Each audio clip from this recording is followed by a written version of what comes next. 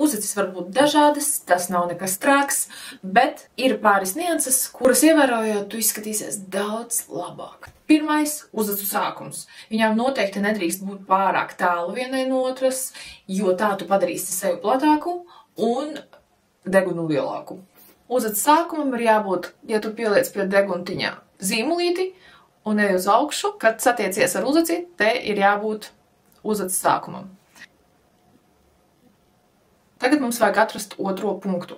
Un, skatoties uz mani, viņš sākas no deguna spārna, iet cauri acs zīlītei, un tur, kur viņš saskaras ar uzaci, ir augstākais uzacs punkts.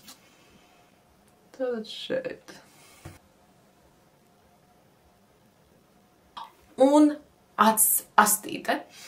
To ir jāvelk no deguna spārna, caur ārējo acs kaktiņu, un tur, kur satiekas viņa ar uzaci, tur viņai ir arī jābeidzas.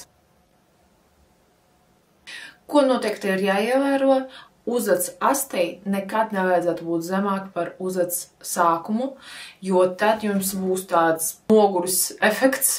Mēs visas gribam liftinga efektu. Uzacs astei ir jābūt augstāk par uzacs sākumu.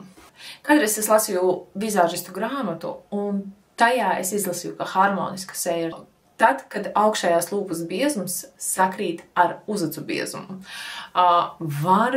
Es domāju, ka mūsdienās tas diez vai tā strādā, bet pamēģini, varbūt tev iepatiksies, kā izskatās.